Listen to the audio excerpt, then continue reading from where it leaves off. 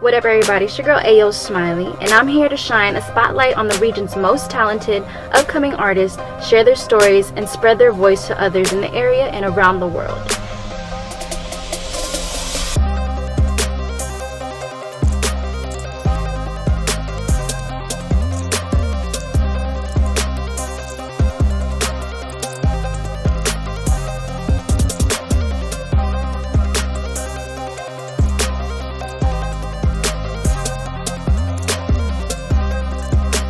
This is for the DMV.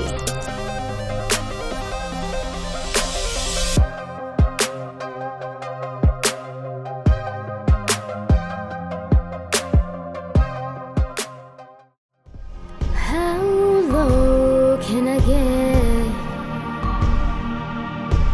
Be strong is what he said.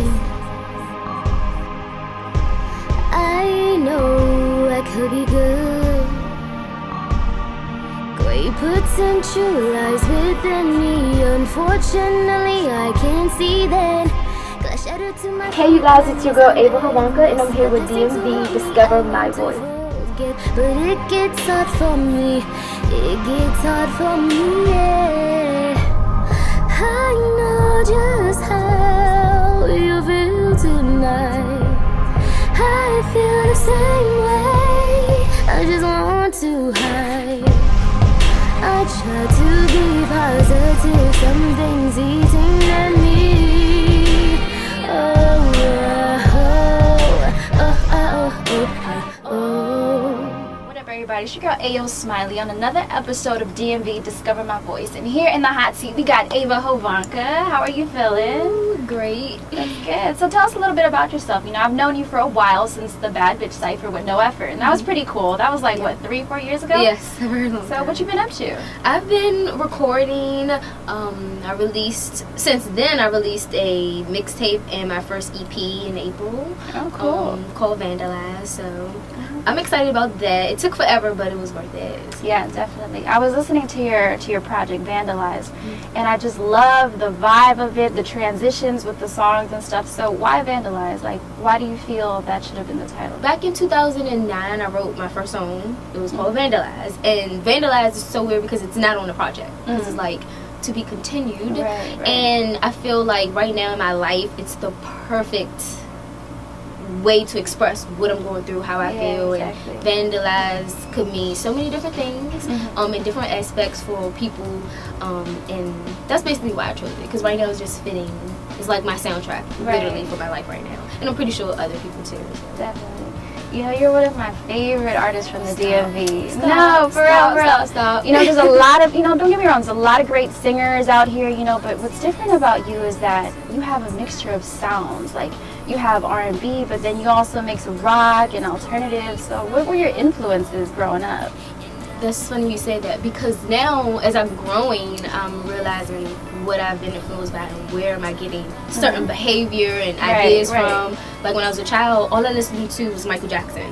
I couldn't go to sleep without listening to Michael Jackson. But then in my aunt's house, when I wasn't able to be home, we wasn't allowed to listen to no R&B, no hip hop. So we listened to like Papa Roach and all this rock stuff. And I'm just like, do you know? And Linkin Park. And I'm like, sometimes this could be a little bit worse than hip hop. So that's where, and I always just like, where is this need for guitars and drums and all this rage? It come from that, but also too, a lot of people always like that. I can't understand it. It don't make sense to me. I feel like it's an outlet for my anger and my stress, because I could listen to Marilyn Manson and be like, all right, let's get it. But then I could listen to like Keisha Cole and be depressed. Like what? But nothing against her. It's just that everyone have their own way to express themselves and to uplift themselves. And I like to uplift myself by being expressive. And I think that's probably where most of that comes from too. Do you find it hard, like, just locally or even worldwide, let's say, but to fit in, as far as the music scene, just because your sound is completely different? Like, is it a struggle for you? It's a struggle every day, and I feel like sometimes you can know that too, because we work together. It's a big struggle to just, and I'm not gonna lie, to stay true to what I want to do. And because a lot of people don't understand it. And sometimes I feel like Kanye West, like when he's trying to bring out an idea and people just like, yeah, they look at him like he's crazy. And he's like, That's dang, true. I just made myself look dumb. But then everything that you look back on, everybody's like, genius, genius, genius. Those are just one of those things he didn't get a chance to explain. He just didn't. And when people ask, he sounds stupid, or people just like, it don't make sense. So that's kind of where I am sometimes, and I just want to go full-fledged. But then I'm always like asking for seeing how people think. To see how they feel about it. So you feel like that pushes you back a little bit musically? Of course, totally. I hear you. So I noticed you're also really into fashion. You know, like you're so beautiful. Like you take all these pictures, and your clothes are just crazy. So you know, how did you get into that? First, it started off when you wanted to be a Victoria's Secret model. Oh, really? I tried out for modeling in my school. Got kicked off because I wasn't a rebel. I just didn't behave properly. And I got kicked off, and then when I tried to do outside stuff, I realized that you had to be like taller than 5 feet. When I say my dreams were crushed for like 2 months, I thought I was gonna be the next Tyra Banks. I thought. And after that, I was just like, F it.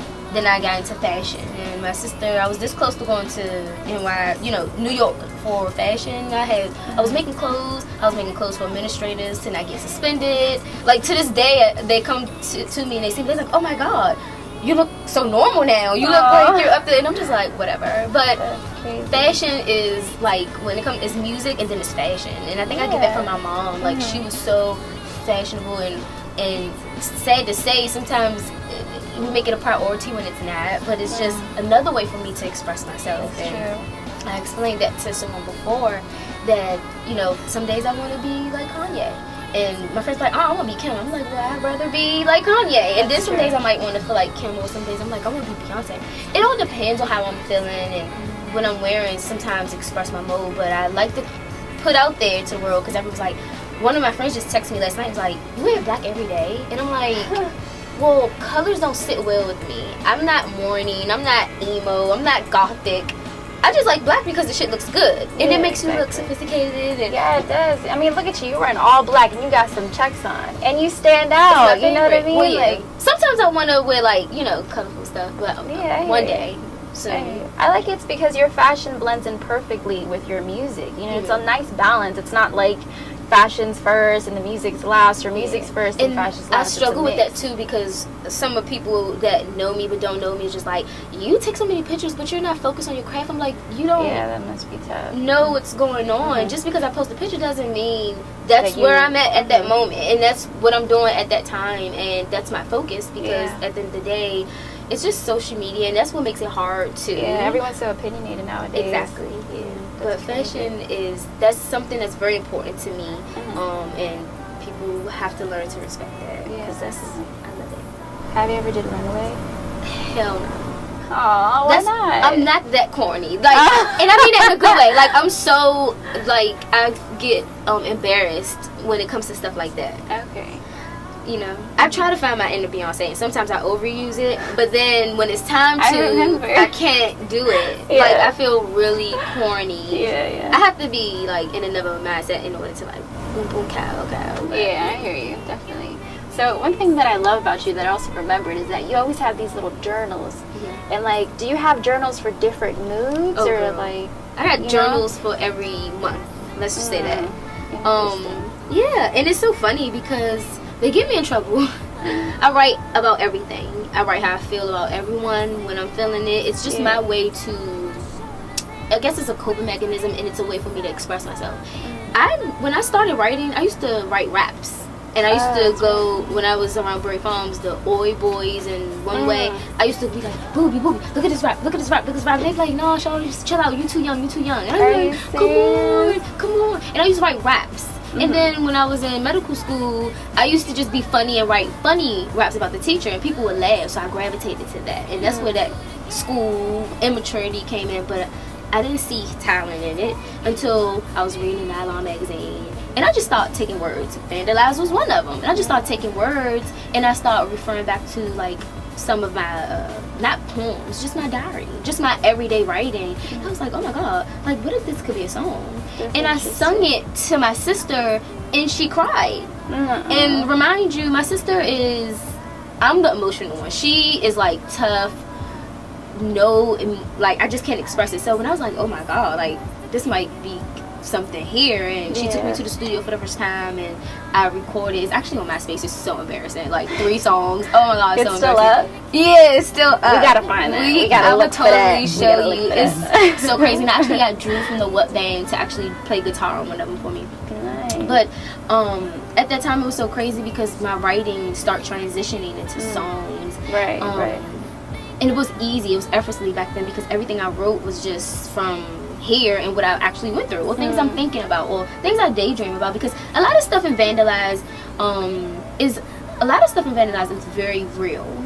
But if you listen to Love Triangle, a lot of that stuff is just not true. Half of the stuff, like riding back, you know, like some stuff I said is something I wish would happen in that moment of things that was really happening. And it creates a story that lets people sit back and be like, oh damn, I wish I tried that, or I want to do something like that. Yeah, exactly.